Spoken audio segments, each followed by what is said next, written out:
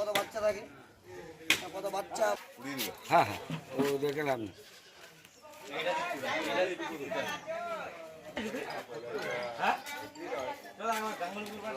আলোচনা করে করবে এটা কি করবে, নাহলে গাছ কাটার লোক এনে কাজ করতে হবে, নাহলে দেখো আমি এমএলএ সাহেবকে এনেছি, আপনাকে তো অনেক রাত্রেই ফোন করলাম, আমাকে রাত্রি 11টাতে ফোন করতে, না আরো বেশি হবে, 11:30। আমি সকালেই এসেছি, এসে ঘুরে দুটো দিয়ে দিলে হয়ে যাবে।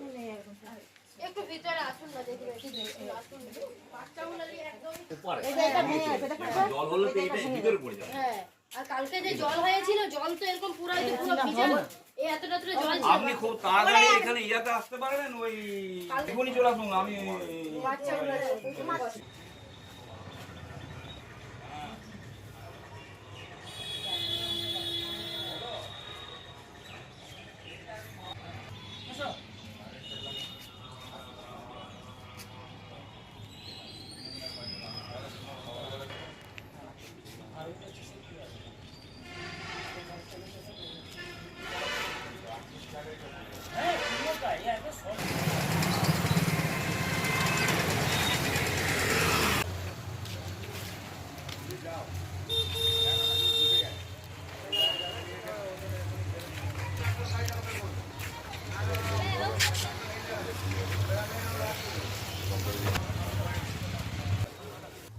দেখুন, আমি তো গতকাল রাত থেকেই আছি, মানে গতকাল রাতে আমার অফিস ছিল। দুর্ভাগ্যের বিষয় যে আমার নিজের জেলা অফিস অনেক পরিশ্রম করে কষ্ট করে করা, এত বাতাসের জোর পুরো সামনের পোর্শনটা আমার জেলার অফিসের পুরো উড়িয়ে দিয়েছে।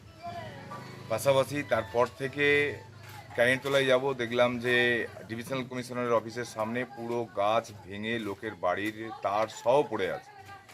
আবার সেখান থেকে বিআর সেক্টর ক্যানিংতলায় ফোন করে কারেন্টের অফ করিয়ে ওখান থেকে নিজের বাড়ির দিকে মুভ জজগড়ের দিকে দেখলাম জজগড়ের দুপাশারি সমস্ত বড় বড় গাছ রাস্তা পুরো ঘিরে বসে আছে।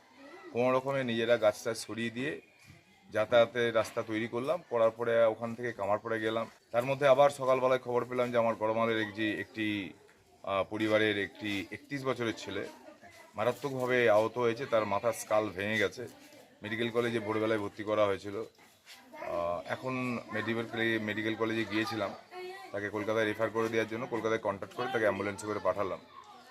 ওখান থেকে আমাদের জেলা অফিস থেকে পোড়া বাংলো অনেকগুলো বাড়ি প্রায় হেলে গেছে। মানে এখনই আজকে ইমিডিয়েট না খুলে সেগুলোকে না রিপেয়ার করলে যে কোনো সময় বাড়ি ভেঙে যাবে, বাচ্চাদের বা বাড়ির মেয়েদের বা বাড়ির অন্যান্য লোকেদের অসুবিধা হবে।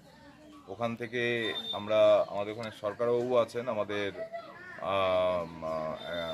যে বাসটাউনের মাঠে তার পিছনে আমাদের অনেক দিনের পরিচিত, পুরো গাছ সহ পাঁচিল সহ পুরোটাই একদম দেখতে পেলেন পুরোটা উড়িয়ে দিয়ে চলে গেছে। আর এখানে আরেকটা ভয়ঙ্কর বিষয় যে কুইকটা আমাদের এটা বাউড়িপাড়া, তো বিবেকানন্দ পল্লী, তো এখানে হচ্ছে যে একদম দুটো তার, একটা বড় গাছ পড়েছে, তার সঙ্গে দুটো পোল সহ পুরোটা নিয়ে একদম ভেঙে পড়ে আছে। মানে খুব ভয়ঙ্কর অবস্থা।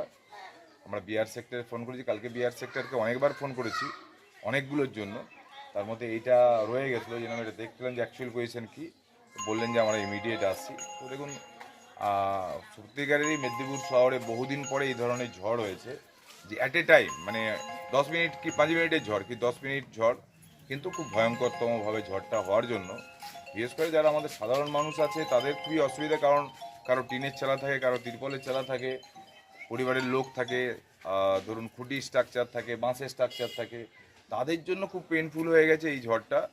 ঘুরে দেখলাম প্রত্যেকটা ওয়ার্ডের সভাপতিকে অলরেডি জানিয়ে দিয়েছি কাল রাত্রেবেলায় মেসেজ করে আমার গ্রুপে, যে যেখানে যেখানে সমস্যা হবে ভালো করে ঘুরুন, দেখুন, দেখে কার কী সমস্যা আছে আমাকে বলুন।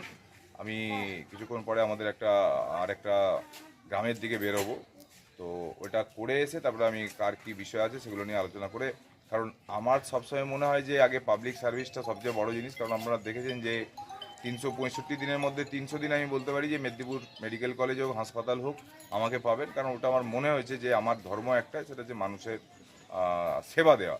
তো অনেকে বলে যে আমি এই ধর্ম, আমি সেই ধর্ম, আমারও নিশ্চয়ই কোনো ধর্ম আছে, কিন্তু আসল ধর্মটা হচ্ছে যে মানুষের জন্য সেবা দেওয়া, মানুষের জন্য কাজ করার চেষ্টা করি, সেটাই করার আর কি।